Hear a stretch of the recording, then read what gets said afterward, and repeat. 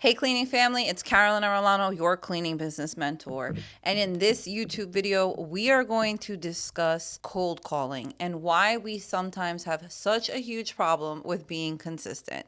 So be sure to stick around for the entire video.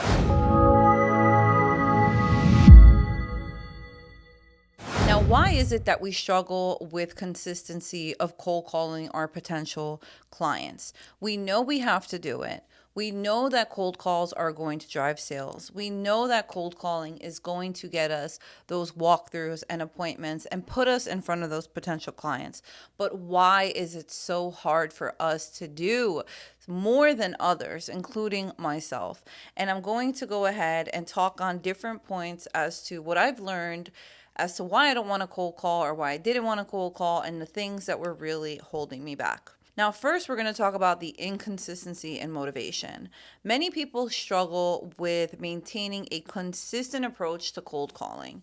It's common to have bursts of motivations where you're all in, right? Like, I'm super motivated today. I'm going to get up. I'm going to make 250 phone calls because of whatever it is that's motivating you that day. Maybe you just had a great morning, or maybe you know that you have to hit a deadline and you need to meet that cold call. But however, when that motivation starts to fade, that is going to lead to inconsistent efforts, okay? When you don't have motivation, you have to stay consistent. Consistency above everything is going to get you the results in which you are looking for. And that is in any area of your life. That's not just cold calling, you guys. But yes, there is a huge inconsistency in that motivation, and it is really hurting our businesses in general. Okay. Another reason why I think that we struggle with the inconsistency in the cold calling is that there is a huge fear of judgment. We have the fear of being told no, or we have the fear of being rejected. And for some of us, more than others, of course, it can be a paralyzing feeling, right? Being told no, being hung up on, getting yelled at, getting cursed at. I mean, it could even be a very nice no, right? However, that puts us in this state of just fear and a negative feeling, whereas we don't even want to move forward to even try to cold call anymore. Or maybe we're like, I don't want to deal with this crap, okay? But this fear can often stem from attaching one's self-worth to the outcome of the call rather than just focusing on the process. Now, what that means is that a lot of us will take that negative feedback or that no or that person hanging up on us or yelling at us or mistreating us and really attach that to our self-worth.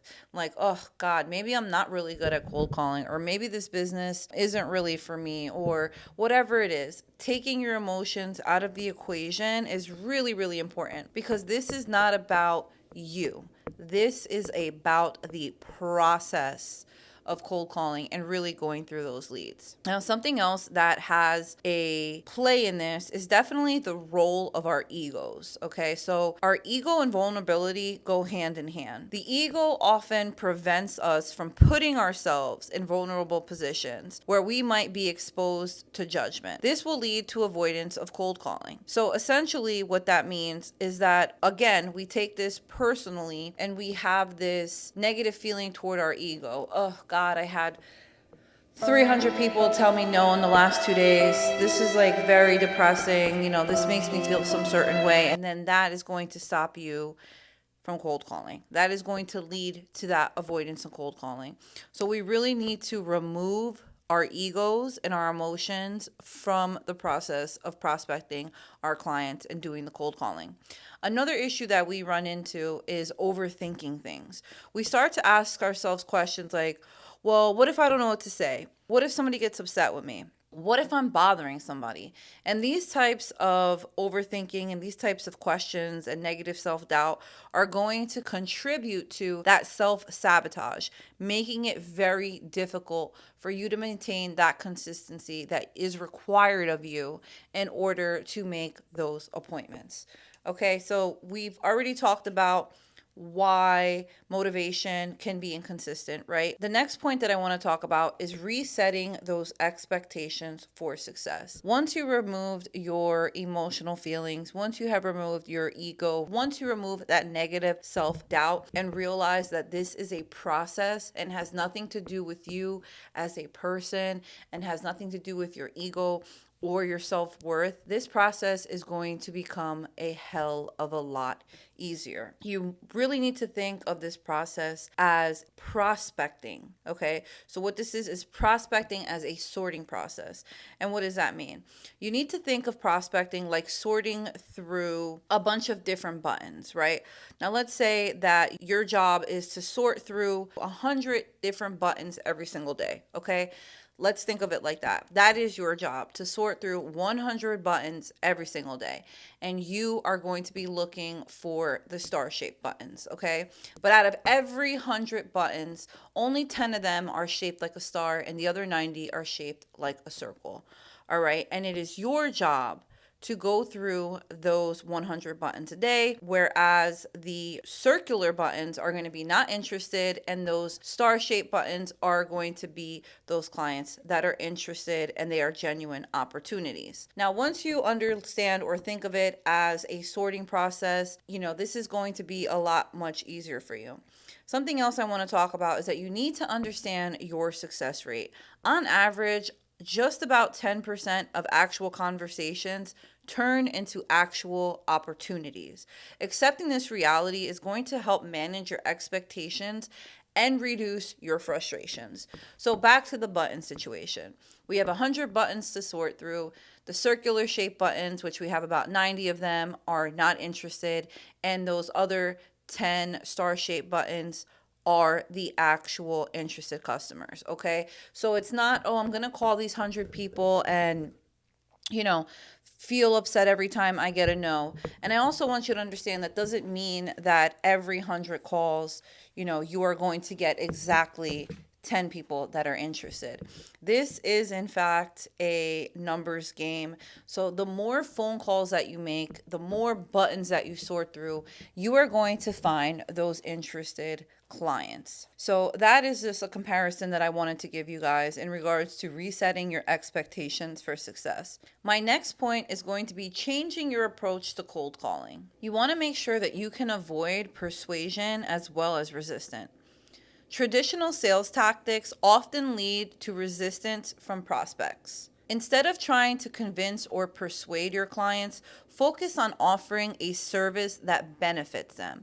Talk about the benefits of your cleaning business and what it is that you have to offer them as a company versus trying to persuade them, because that will only lead to resistance. If you guys are interested in working with one of the top sales teams in commercial cleaning, please be sure to check out the link in the description of this video. The Commercial Cleaning Blueprint will sit down and work with you on your business wants and needs and find out who it is that you want to close those new commercial cleaning contracts with. Another tactic that you want to try to change this approach to your cold calling is the reverse selling methodology. By selling against your own interest, you lower the perceived bias and make conversation about the prospect's needs, not your own. So listen to your client and really understand what their pain points are. Maybe they currently have a cleaning business that isn't tying the trash bags correctly or is continually mopping the floors. Maybe they're having a pricing issue. Maybe the clients or the employees rather in that business are tired of doing the cleaning themselves. Whatever the issue is, make sure when you're having that conversation with your prospect, you are listening to their needs and not pushing your own agenda. Another important point that I want to make when it comes to cold calling is that you guys should be focused on your actions and not your outcomes. Shift your focus from results to actions. Your success in cold calling should not be measured by immediate outcomes, like setting appointments or generating leads, but the consistent actions that you take, such as the numbers of conversations had. Also, be sure to look at your time commitment over your results, meaning commit to a specific amount of time for prospecting daily, like 2.5 hours each and every day, and let the results follow naturally. You guys have to keep in mind that, again, this is a numbers game. And even though you might be calling a commercial prospect today in August of 2024, they may not need your services until next August. But having that initial conversation, you are planting that seed and you are letting them know of you and your cleaning business. Of course, the follow up process is a huge part as well. So just because somebody may not need your services today or respectfully declines your free quote or just lets you know that they're not interested at the moment, does not mean that they will not need your services in 2 months, 3 months, or 12 to 18 months from now.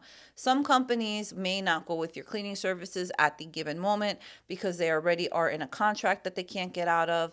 They possibly don't have the budget, or maybe they don't need cleaners and they currently have their employees helping pick up some of that slack. But I guarantee you, if you stay consistent and you follow up with these clients, you are more than likely going to catch them at a time where they will need your services.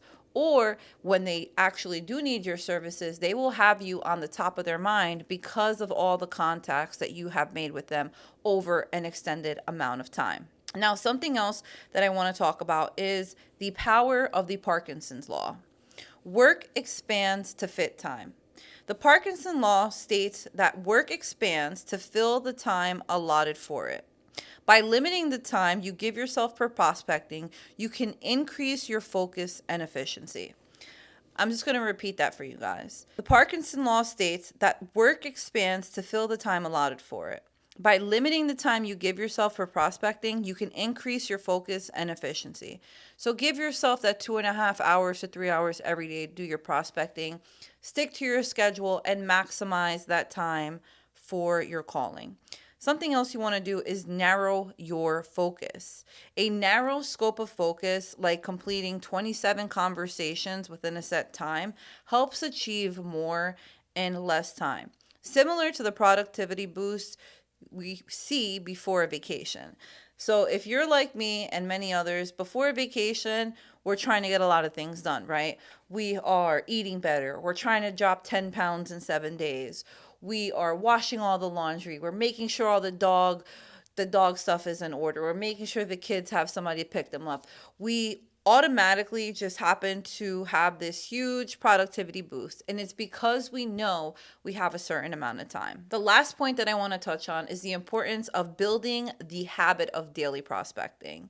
You need to trick your brain. Developing a daily habit of cold calling will require you to trick your brain into enjoying the process. This can be done by focusing on the positive aspects and rewards of the activity. This is just like starting a new diet or eating, keto or taking some kind of supplement that you're just not crazy about. You need to trick yourself into thinking that you actually enjoy it. And one way that you can help trick your brain into thinking that you enjoy it is to be consistent with it and get better at it. Cold calling is one of the top ways to generate more commercial cleaning leads in your cleaning business. If you can do these 7 things to improve on the consistency in your cold calling, I highly suggest giving it a try. And my last piece of advice for you guys for cold calling is, if it is really something that you absolutely cannot trick your brain into doing or enjoying, or if you're like many of us other entrepreneurs, you do not physically have the time to do the cold calling yourself, then hire a professional. I have teamed up with an amazing sales team that will help you generate leads for your commercial cleaning business. I have been working with the Commercial Cleaning Blueprint. And if you guys are interested in getting on a free consultation call with them, I am going to put a link in the description of this video. What they will do is they will sit down with you and understand your business goals and needs. Who is your client type? Are you looking for 5-day-a-week accounts? Do you want to clean doctors' offices, schools? They're going to sit down with you and understand who your customer avatar is, and they will help you close these appointments. So all you have to do is go ahead and do the walkthrough, and depending on the package that you guys choose, they will help you quote the actual proposal. So again, if you are like me and you just physically do not have the time and do not have the desire to do that cold calling, and you do have the marketing expense to do it, go ahead and check out the link in the description of my bio for the commercial cleaning blueprint, as myself and many of my colleagues are using them to generate us walkthroughs each and every month. Hope you guys found this video educational and informational. Please be sure to go ahead and hit that like, subscribe, and notification button. That way you guys are updated each and every time I upload a new video. And please be sure to check out my members only community, where I have private live sessions, private videos, a whole bunch of perks for you guys. Be sure to check out the members community, and I will talk to you guys next time.